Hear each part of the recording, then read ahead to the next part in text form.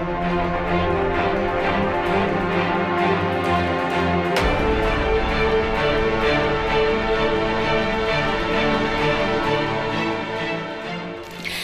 asante sana mpenzi mtazamaji kwa kuendelea kutazama jukwaa la KTN. Leo hii tunaangazia mustakabali mzima wa taifa hili, ikizingatiwa kwamba ni wiki ambayo imesheheni matukio kadha wa kadha, wiki ambayo mswada wa fedha mwaka 2024 ulipitishwa na kilele chake kikawa hapo jana, ambapo tulimuona Rais William Ruto akiuondoa mswada ule tata, na hivyo basi kungali pia swala zima la ile kesi ambayo imekuwa mahakamani ya iwapo wanajeshi ama jeshi liko na uwezo wa kuungana na maafisa wa polisi katika kukabiliana na waandamanaji ambao leo hii walikuwa wameahidi kwamba watakuwa wanaelekea katika ikulu hapa jijini Nairobi. Hivyo basi hayo yote tunayadadavua hapa. Ni kipindi jukwaa la KTN, karibu sana.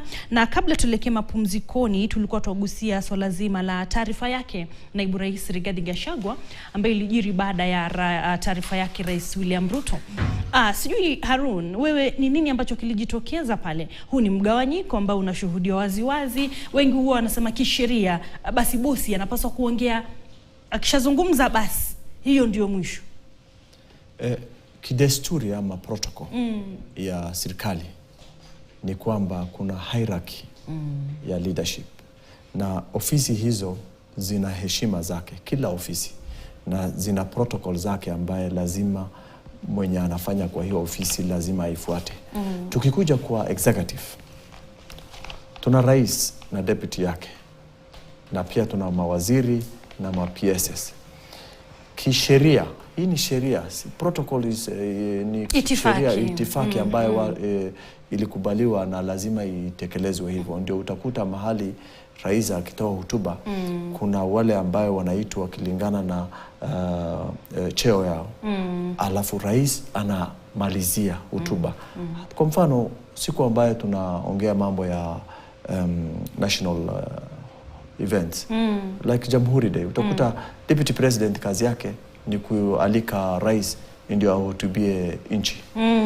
Lakini vile tuliona deputy president alifanya jana, wakati rais aliongea akatoa hotuba kwa nchi. Rais anaongea na wananchi, na umuhimu wa kuongea na kusikiza rais ni kwamba rais ni symbol of unity. Naam. Na kila mtu angependa kusikia vile rais ongea na akaambia wa Kenya. Na vile alikuwa ameongea ni shida ambayo alikuwa ameiona na akaongelea juu yake.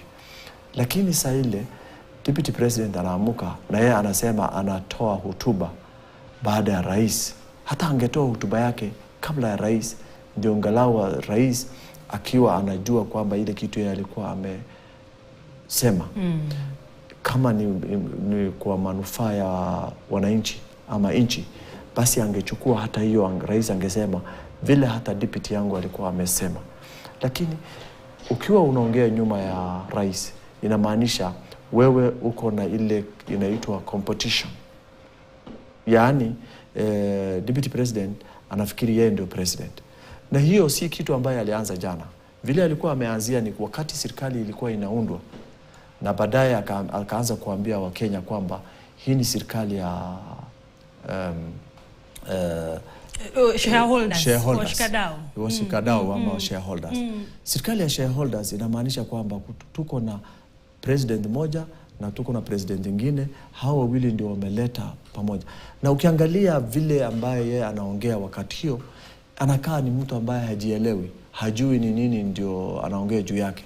Kwa sababu ni kwamba serikali ukiwa umechaguliwa kwa mambo ya siasa, wakati unapiga siasa na wakati ambaye umeingia kwa ofisi, tofauti ni kwamba siasa haina mpaka, lakini ofisi inakujanga na sheria yake.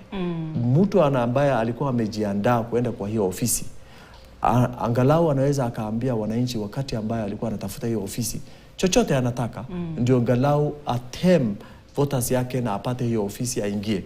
Lakini ukiingia kwa hiyo ofisi unaingia na sheria. Ya pili, utakuta wakati number 2, deputy president ni number 2 in command. No. Na anakaa kwa ile inaitwa Security Council ya nchi. Na Security Council kazi yao ni kwamba kila asubuhi wanatoa brief ya vile ambaye nchi inaendelea jinsi ambaye security ya nchi iko. Na ofisi ya Nuruddin ni moja wa security organ, na hakuna nchi ambaye mfanyakazi ambaye raia hata hawezi kuongea juu ya ofisi ya NIS ama intelligence, na mfanyakazi wa serikali pia hafai kuongea na kuhusu NIS. Sababu ni kwamba NIS ni siri ambaye inaendeleza nchi hii, ile kitu ambaye inaleta hii nchi pamoja, ile kitu ambaye inafanya security apparatus wagundue kwamba kuna kitu fulani ambaye inaweza kaleta madhara kwa wananchi ama nchi kwa jumla. Na ndio waambie hao kwa makini kwamba kitu fulani ndio inaweza ikatendeka. Ni watu wa ujasusi ama intelligence ambaye wanapeana hiyo. Sasa kama makamu wa rais ama deputy president aamuke asubuhi aanze kupeleka lawama kwa NIS, na unajua kwamba kila asubuhi yeye alikuwa kwa hiyo Security Council brief na alikuwa anasikiza kila siku, ni nini ndio anaanza kuambia president? Ni kwamba president na security apparatus yake, because chair ni Security Council ni president, na kama president ambaye alikuwa amepewa hizo brief kila siku na intelligence fraternity, the military fraternity, wako wengi na ni Security Council, na wanaanza kupeana hizo vitu ndio ngalau kama ni kuchukua njia fulani ambayo itaweza kusaidia serikali iendelee na wananchi mambo yao zisiharibike, basi hata ako ndani. Lakini hapa anaanza kutuambia sisi watu wa nje, anaanza kutuambia kwamba shida yake ni Nuruddin. Na kama anasema Nuruddin ndio shida yake, Nuruddin shida yake ni nini? Kwa kuambia yeye kwamba hizi vitu hazifanyi, lazima muifanye. Kama yeye alikuwa ametoroka kwa kutoka Security Council na anaona kwamba yeye anaona hayuko kwa hii serikali, vile ambaye alikuwa amesema mara kadhaa kwa television kwamba yeye hii serikali inaonekana imechukuliwa na former Prime Minister Raila na the president, his boss, anasemanga ndio walikuwa wamechukua serikali. Sasa yeye hana serikali, basi atoke asimame kando na aanze kukua kwa upinzani, ndio angalau ajipange 2027 aseme kwamba mimi ile mara kwanza nilikuwa nimewaambia nyinyi ni kwamba tutaendeleza hii serikali na His Excellency Dr. William Ruto, lakini haikuweza kuendeleza vile tulikuwa tumepanga, na mimi nikajiondoa. Kwa sababu nimejiondoa, sasa niko na mpango ambaye mwafaka itasaidia nyinyi kuliko vile ambaye mara kwanza tulikuwa tumesema, na ni Wakenya wataamua kama wataanza kupatia jukumu ndio angalau aseme ile kitu ya ako naye. Lakini vile ambaye yeye anaanza kupanga vitu si userikali. I mean, it's not government norm that a deputy president condemns an arm of his government which reports to him. Bila shaka. Na bila shaka mtazamaji, hapo jana baada ya hayo tuliona ile taarifa ikisambaa kwa vyombo vya habari kwamba Nuruddin Haji ambaye ni mkubwa wa kitengo cha ujasusi amejiuzuru, lakini hayo tutakuwa tunayagusia baadaye. Kwa sasa nataka tuzungumzie leo, Alhamisi ya leo. Waandamanaji walikuwa wamepanga kabisa kwamba watakuwa naelekea katika ikulu pale, na wakapanga kwamba sasa leo ndio kutakuwa kubaya zaidi. Walikuwa nasema 10 million strong. Sijui umeona nini? Maana tumeona katika maeneo kadha wa kadha, Kakamega, Migori, kulikuwa na maandamano sana, maeneo ya Makueni, Kakamega. Sijui wewe ni nini kimejitokeza leo, na unadhani pengine ile taarifa yake rais pale jana kidogo imedhibiti hali, ama ni kikosi cha wanajeshi ambacho kimekuwa watu wameogopa? Ni kwa nini hali jijini Nairobi kidogo leo imekuwa tulivu? Imekuwa tulivu kidogo kwa sababu imedhihirisha ya kwamba wale watoto wetu wale dubbed Gen Z, Generation Z, hao watoto walikuwa, ungeona ya leo ilikuwa tofauti kidogo. Wale watoto walikuwa na masimu zao kwa sababu hakukuwa na wahalifu. Walikuwa pale tu kwa amani, hawakuwa na chochote, walikuwa na maji tu na tuseme kujiosha maji kwa sababu ya tear gas. Hawakuwa na any weapons watoto wetu. Sasa leo nimesikia zile tu habari nimepata hapa na pale, mara wameingia kwenye supermarket. Sidhani watoto wetu wa Gen Z walikuwa na hiyo nia. Wao walikuwa na nia ya kuondolewa ya finance bill, na president alipoondoa jana hawakuwa na sababu nyingine ya kuenda kwa protests, kwa sababu watu huenda kwa protest kwa sababu bado wako na jambo halijatatuliwa ama alijaone. Lakini sasa mimi nikaona kwenye hawa watoto kuna wale watu wahalifu tu walikuwa kule ndani, kwa sababu wenye nimeona leo, kwa sababu sijaona na hiyo juzi waliambiwa ikifika saa 12 ondoka town, kwa sababu watu wengine wataingia hapa wahalifu na mtachanganyika huko ndani, wataharibu biashara za wenyewe, watakuwa na wizi, watakuwa na vitu nyingi, na hao watoto walisikia wakatoka. Lakini leo nimeona mambo nyingi. Mimi bado sijakuwa convinced bado ni Gen Z walikuwa kwa street leo, kwa sababu kuna wale watu wanapenda kuchukua advantage of situations. So leo mimi naweza irate hivyo. Leo kama kulikuwa na Gen Z ni mmoja wawili, lakini aswa ilikuwa ni wahalifu. Wale watu walikuwa wanachukua. Unajua kuna watu sasa hivi walikuwa wanaomba labda president asiondoe hiyo finance bill, ndio wapate fursa ya kutesa wanabiashara, ya kuiba vitu za watu. Kuna wale walikuwa na hiyo maombi.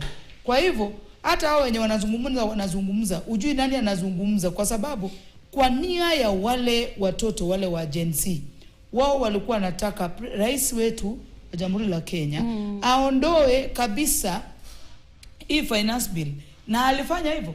Hawakuwa na jambo lingine. Sasa hii mambo ingine ya kujaribu kutwist na kuleta vitu kutukosesha amani kwenye nchi yetu ya Kenya, na president mwenyewe, si ati mimi namtetea ama namkosoa ama niko pande yake, niko pande ya nini. Mimi nataka kuwa organic kama Gen Z, kwa sababu ile unaangalia unasema tukienda hivi kama nchi, kwa sababu kama Kenya haina amani, hata wewe huna amani. Haijalishi unafanya kazi ufanyi kazi, haijalishi ni nini unafanya. Kama mama, kama baba, kila mtu atakuwa na shida kama Kenya haina amani. Leo hii mimi nimeona maajabu ya kwamba sijaamini bado unless mtu aniconvince. Hata kama vile wanakuja hapa mbele wanazungumza, wanasema Ruto must go, Ruto must unajua sasa rais wetu wa Kenya si monitor wa classroom ati ataenda hapo ati mseme leo atoke. Kenya iko na system zake. Sijasema yeye ni mzuri ni mbaya, aondoke asiondoke, lakini mbona yeye kama ametupatia hii ruhusa, amesema si ruhusa, amekubali kurudi chini kama mwanaume. Unajua wanaume wako na ego, unaona? Lakini yeye kama mwanaume, sasa tusahau yeye mambo, yeye ni rais. Unajua mwanaume si rais aseme I concede, si rais ikwangi rais, lakini yeye Rais Ruto alisema mwenyewe I concede. Yeye mwenyewe. Sasa mbona kama nchi yetu kama hiyo ndio walikuwa wanataka, mbona tusimpe fursa hiyo? Tumpe hiyo fursa, amesema afanye hiyo, ndio tusimpatie visababu. Unajua ukiendelea tena kuendelea kuharibu vitu, inaonekana kana kwamba hata hiyo finance bill haikuwa na shida. Shida ni nyingine. Kwa sababu kama umesema finance bill iondolewe na imeondolewa, tunafaa kutulia, tumngoje afanye vile amesema. Asipofanya tutakuwa na reason, tutakuwa na sababu nyingine ya hata sisi saa hii mzazi wowote.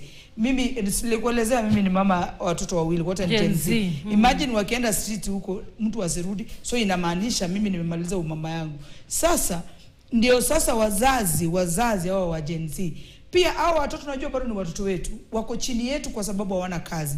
Wako chini yetu kwa maoni, kwa mambo nyingi, kwa sababu sisi tumekuwa 20 years before, 19, 20, 21, 22, 23 before. Sisi kuna kitu tunajua kama mama, kama baba, yenye hawajui, yenye tunawarekebisha. Hawezi kuwa wanajua kila kitu. Ni sisi sasa tuhimize hao watoto wetu, tuwaambie patience is needed kwa kila kitu.